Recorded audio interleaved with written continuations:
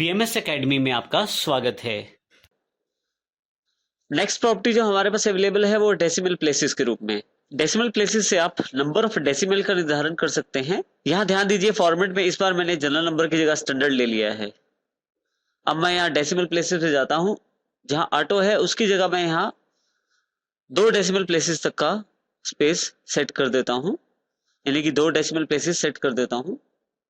जैसे ही इसको मैं यहाँ से सेव करता हूँ और इसको डेटा शीट व्यू में खोलता हूँ तो मेरे पास यहाँ पे ध्यान दीजिए सबसे लास्ट में 2 डेसिमल प्लेसेस का ऑप्शन अवेलेबल हो गया है। अब कुछ भी यदि आप सैलरी एंटर करते हैं तो उसके साथ 2 डेसिमल प्लेसेस तक नंबर अवेलेबल रहता है। नेक्स्ट एग्जांपल है इनपुट मास्क का, लेकिन उससे पहले हम यहाँ अपनी फील्ड पिन कोड को देखेंगे। पिन कोड में जब भी मैं कोड डालता हूं तो आपके पास कोड अवेलेबल हो जाता है सामान्य नंबर के रूप में। मैं चाहूं तो इसका एक पैटर्न सेट कर सकता हूं जिसके आधार पे इसकी एंट्री की जा सके। इसके लिए मैं यहां से इसे बंद कर देता हूं और टेबल को डिजाइन व्यू में खोल लेता हूं। पिन कोड फील्ड सिलेक्ट करता हूं। नीचे मेरे पास यहां पे इनपुट मास्क ऑप्शन अवेलेबल हो जाएगा। यहां कॉर्नर पे अगर मैं क्लिक करूं तो मेरे पास यहां इनपुट मास्क विजार्ड ओपन हो जाएगा, जिसके अंतर्गत डिफरेंट टाइप के इनपुट मास्क दिए गए हैं। और यहाँ मास्क यानी कि लगाने के बाद, इनपुट मास्क लगाने के बाद डेटा कैसा दिखाई देगा उसकी जानकारी आपको दी गई है। तो जैसे पिन कोड है हमारे पास बिल्कुल जिप कोड जैसा है, और यहाँ जिप कोड दिया गया है 5 नंबर के बाद एक हाइफन डाल के उसके पश्चात फिर से 4 नंबर दिए गए हैं। मैं चाहूं तो ये पैटर्न ले सकता हूं। इसके लिए इनको मैं ट्राई करने के लिए यहाँ चेक भी कर सकता हूं कि किसी नंबर को एंट्री करने के बाद वो कैसा दिखाई देगा मुझे। तो यहाँ से उसे मैं देख सकता हूं। इसके अतिरिक्त यहां से मैं नेक्स्ट पिक कर सकता हूं। इनपुट मास्क का जो नाम है वो आप सेट कर सकते हैं। यहाँ पे जिप कोड उसने खुद नाम रख दिया है, और इनपुट जो मास्क है बाय डिफॉल्ट उसने एक आपको दिखाया है पैटर्न। उसके पश्चात आप चाहें तो यहाँ से प्लेस होल्डर सेट कर सकते हैं कि आप चाहें तो प्लेस होल्डर चेंज कर सकते हैं। जैसे हैश का प्लेस होल्डर आप यहाँ ट्राई करके देख सकते हैं कैसा दिखाई देगा जब मैं एंट्री करूंगा। बजाय उस डैश के मैं यहाँ पे प्लेस होल्डर कैरेक्टर का प्रयोग भी कर सकता हूं, जैसे कि स्टार का। यहाँ पे एंट्री करने के लिए स्टार अवेलेबल हो जाएगा, लेकिन अभी मैं बेसिक जो सिंबल है वो दोबारा ले लेता हूँ प्लेस होल्डर के लिए, जिससे कि एंट्री की जा सके, जो कि अंडरस्कोर के रूप में है यहाँ पे। नेक्स्ट, आप जो एंट्री करेंगे उसका डेटा जो स्टोर होगा, क्या वो मास्क के साथ स्टोर करना चाहते हैं या मास्क के बिना? मैं मास्क के साथ स्टोर करना चाहता हूं। जैसे ही नेक्स्ट करता हूं और फिनिश कर देता हूं, मेरे पास यहां एक इनपुट पैटर्न अवेलेबल हो जाएगा। यहां इसे मैं क्लोज करके जैसे ही यस करता हूं और अपने टेबल को डेटाशीट व्यू में ओपन कर लेता हूं, अब की बार जब मैं क्लिक करूंगा पिन कोड फील्ड पे तो देखिए आपके पास यहाँ डेटा एंट्री का एक पैटर्न आ जाएगा, जिसमें 5 नंबर पहले और 4 नंबर आप उसके बाद एंटर कर सकते हैं। इस तरह से आप इनपुट मास्क के साथ किसी भी तरह का पैटर्न रख सकते हैं। ये पैटर्न पिन कोड के लिए हो सकता है, किसी फोन नंबर के लिए हो सकता है, किसी पासवर्ड के लिए हो सकते हैं। इसमें एक और इम्पोर्टेंट बात है, जब आप डिजाइन व्यू पे क्लिक करें तो यहाँ ध्यान दीजिए कि जो इनपुट मास्क जो ऑप्शन अवेलेबल रहता है वो एप्लीकेबल रहता है आपकी टेक्स्ट और डे टाइम फील्ड पे।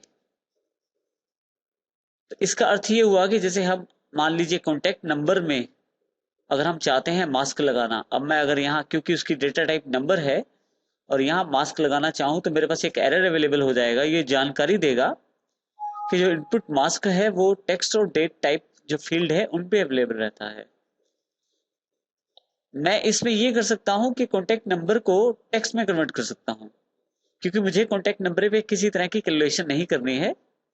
तो बिना कैलकुलेशन वाली कोई फील्ड पे मैं टेक्स्ट जो है डेटा टाइप सेट कर सकता हूं और इस पे इनपुट मास्क लगा सकता हूं। इस तरह से आप इनपुट मास्क का प्रयोग कर सकते हैं। नेक्स्ट फील्ड प्रॉपर्टी जो हमारे पास अवेलेबल है डिफॉल्ट वैल्यू के रूप में। जब भी आप कोई रिकॉर्ड डालें तो ऑटोमेटिकली एक डिफॉल्ट वैल्यू आपके पास अवेलेबल हो जाएगी, जो भी आप डिफॉल्ट वैल्यू प्रॉपर्टी में देंगे। सबसे पहले आप उस फील्ड को सिलेक्ट कर लीजिए, जिसे मैं सिटी को सिलेक्ट कर लेता हूं जहां डिफॉल्ट वैल्यू देनी है मुझे। जो डिफॉल्ट वैल्यू देना चाहते हैं वो आप यहां से दे सकते हैं।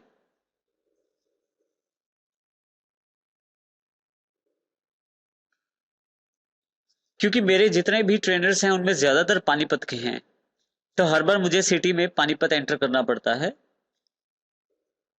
बजाय हर बार एंटर करने के क्यों ना वो ऑटोमेटिकली नए रिकॉर्ड के साथ अवेलेबल हो जाए डिफॉल्ट वैल्यू के रूप में, तो इसलिए मैं यहाँ पानीपत लिख देता हूँ।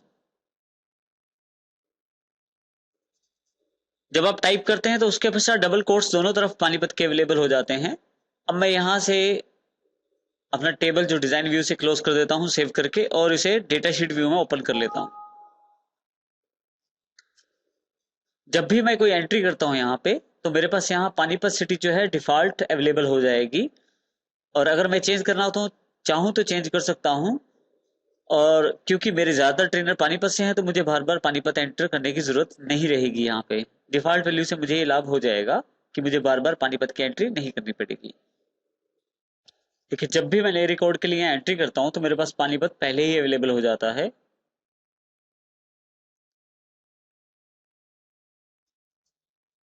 देखिए यहाँ पे जैसे जैसे आप एंट्री करते चले जाएंगे आपके पास सिटी जो है डिफॉल्ट अवेलेबल हो जाएगा। आप यहाँ चाहें तो इसे बदल सकते हैं, लेकिन यदि आप कोई भी वैल्यू नहीं देते तो यहाँ बाय डिफॉल्ट वैल्यू अवेलेबल हो जाएगी। इस तरह से आप डिफॉल्ट प्रॉपर्टी का प्रयोग कर सकते हैं।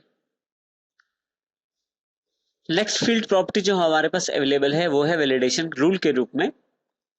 वैलिडेशन रूल का अर्थ उस रूल से है जिसके आधार पे आपकी डेटा एंट्री की जाएगी। यहां अगर एक्सप्रेशन बिल्डर पे अगर आप क्लिक करें तो आपके पास एक बॉक्स खुल जाएगा एक्सप्रेशन बिल्डर। यहां आप अपना रूल डिफाइन कर सकते हैं। जैसे मैं चाहता हूं कि मेरी जो सैलरी, क्योंकि मैंने सैलरी जो फील्ड सेलेक्ट किया हुआ है तो ये रूल सैलरी पे एप्लीकेबल रहेगा। और सैलरी में चाहता हूं 10,000 से ऊपर एंटर की जाए और 50,000 से नीचे एंटर की जाए। इसका अर्थ यह है कि 10,000 से लेकर 50,000 तक की वैल्यू की एंट्री इसमें की जा सकती है। जैसे ही मैं इसे ओके करता हूं मेरे पास वैलिडेशन रूल अवेलेबल हो जाता है। अगर कोई यूजर ये एंट्री ना करके किसी और प्रकार की एंट्री करे, गलत एंट्री करे, जैसे कि 5,000 की एंट्री कर दे 10,000 से नीचे, या 55,000 की एंट्री कर दे 50,000 से ऊपर, तो उसको एक मैसेज दिखाई देगा जिसके आधार पे उसे सही एंट्री की जानकारी मिलेगी। ये मैसेज हम वैलिडेशन टेक्स्ट में लिख सकते हैं।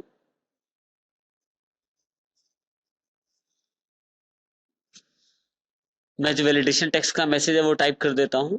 उसके पश्चात डिजाइन व्यू में टेबल को सेव करके फिर से मैं इसे डेटा शीट व्यू में ओपन कर लेता हूं। यहाँ पे अब मैं अगर एंट्री करता हूं, जैसे 5,000 की एंट्री करता हूं, क्योंकि वैल्यू 10,000 से 50,000 के बीच में नहीं है तो मेरे पास एक एरर मैसेज अवेलेबल हो जाएगा जो जानकारी मुझे देगा कि वैल्यू जो है वो 10,000 से 50,000 के बीच में होनी चाहिए। ये वही मैसेज है जो हमने वैलिडेशन टेक्स्ट में टाइप किया हुआ है।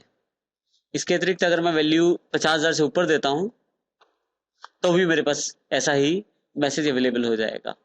इसका अर्थ है कि इससे हम अपनी जो डेटा है उस पे रूल लगा सकते हैं जिसके आधार पर डेटा एंट्री की जा सकती है। इस प्रकार से आप वैलिडेशन रूल और